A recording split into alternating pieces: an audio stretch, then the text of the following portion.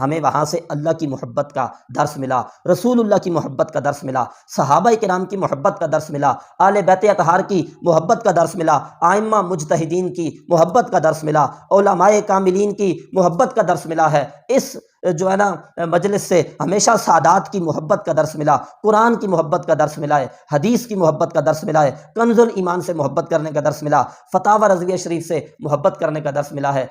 بسم اللہ الرحمن الرحیم، الصلاۃ والسلام علیک یا سیدی یا رسول اللہ وعلی آلک و اصحابک یا سیدی یا حبیب اللہ۔ اولیاء کرام کی علامتوں میں سے سب سے بڑی علامت اور سب سے کمال کا وصف یہ ہوتا ہے کہ وہ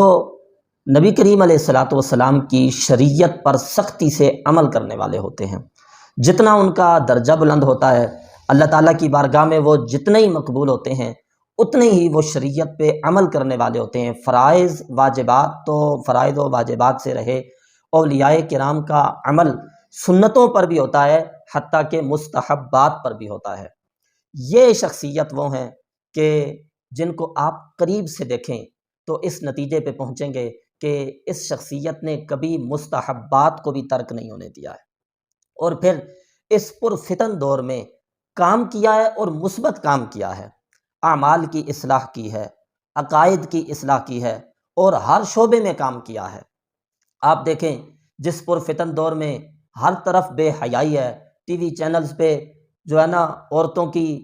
اس طرح سے بے حیائی کی بھرمار ہے، یہ وہ شخصیت ہے جو دین کے کام کے لیے ایک چینل شروع کرتے ہیں۔ اگر یہ چینل مدنی چینل نہ ہوتا تو ہم یہ تصور بھی نہ کر سکتے کہ ایسا بھی ہو سکتا ہے جی کوئی ٹی وی چینل ہو جس پہ کسی قسم کا کوئی جھوٹا اشتہار نہ ہو، کسی چیز کی کوئی جھوٹی تعریف نہ کی گئی ہو، جس پہ عورت کی آواز نہ ہو، جس میں بے لباس عورت کیا، جس میں پردہ دار عورت بھی نہ ہو۔ نہیں جی، اس دور میں کب ہو سکتا ہے؟ اس شخصیت نے ایسا کر کے دکھایا ہے کہ ایسا ایک چینل دنیا میں موجود ہے جس پر صرف قرآن کی تلاوت کی آواز آتی ہے، جس پر صرف اعمال کی اصلاح کی بات کی جاتی ہے، عقائد کی اصلاح کی بات کی جاتی ہے، جس پہ سوال پوچھے جاتے ہیں، جواب دیے جاتے ہیں، محبتیں تقسیم کی جاتی ہیں۔ آپ دیکھیں دارالمدینہ جو ہے نا کے نام سے ایک سکول سسٹم شروع کیا گیا، بڑا یعنی ہر شعبے میں اس شخصیت نے کام کیا۔ کسی ایک شخص کو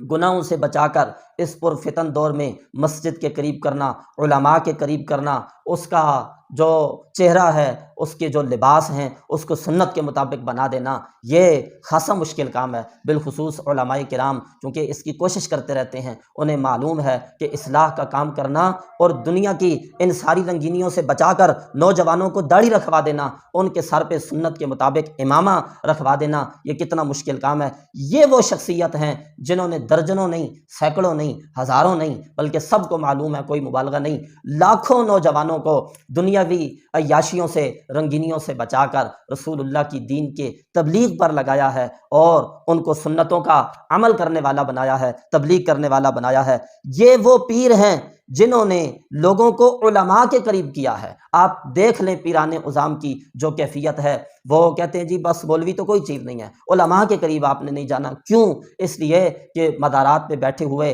اکثریت کی بات کر رہا ہوں، سب کی نہیں، مدارات پہ بیٹھے ہوئے اکثریت جو سجادہ نشین ہیں اور جو جن کو لوگ پیر سمجھتے ہیں، مشائخ سمجھتے ہیں، وہ خود عالم نہیں ہوتے۔ انہیں اسی چیز کی فکر ہوتی ہے کہ اگر قوم مفتیان کرام کے قریب ہو گئی، اگر قوم شیوخ الحدیث کے قریب ہو گئی، اگر قوم علماء کے قریب ہو گئی، ہماری جہالت کا پول کھل جائے گا اور لوگ ہم سے دور ہو جائیں گے، ہمارے نذرانے بند ہو جائیں گے۔ لیکن یہ وہ پیر ہیں جو کہتے ہیں ہمارا علماء کے بغیر گزارا ہی نہیں ہے، جو کہتے ہیں آپ نے علماء کے قریب رہنا ہے، جنہوں نے علم کی خدمت کی ہے،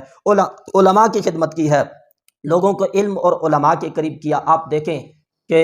ہر موضوع پر آپ کو امیر اہل سنت کا رسالہ ملے گا، جس میں جو ہے نا اعمال کی اصلاح کی گئی ہے، جس میں عقائد کی اصلاح کی گئی ہے، اور قوم کو علماء کی محبت دی گئی ہے۔ یہی اولیاء کاملین کا طریقہ ہوتا ہے۔ اور پھر محبتیں اس شخص نے جو تقسیم کی، اس ہستی نے جو تقسیم کی، وہ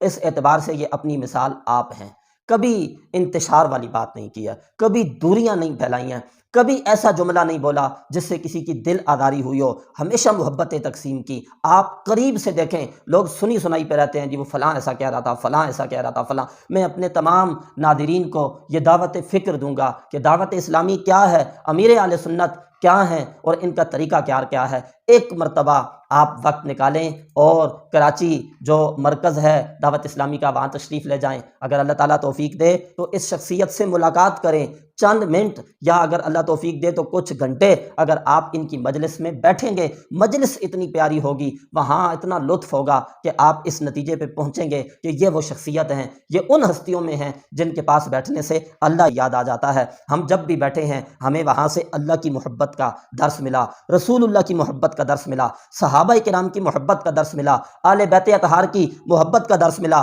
ائمہ مجتہدین کی محبت کا درس ملا، علماء کاملین کی محبت کا درس ملا ہے۔ اس جو ہے نا مجلس سے ہمیشہ سادات کی محبت کا درس ملا، قرآن کی محبت کا درس ملا ہے، حدیث کی محبت کا درس ملا ہے، کنز الایمان سے محبت کرنے کا درس ملا، فتاوی رضویہ شریف سے محبت کرنے کا درس ملا ہے۔ اس شخصیت نے کبھی انتشار نہیں پھیلایا، کبھی نفرتیں نہیں پھیلائیں، اور پھر کمال یہ ہے محبت کا درس دیا، محبتیں تقسیم کی، لیکن محبتیں تقسیم کرتے ہوئے بھی عقائد پر کبھی کمپرومائز نہیں کیا۔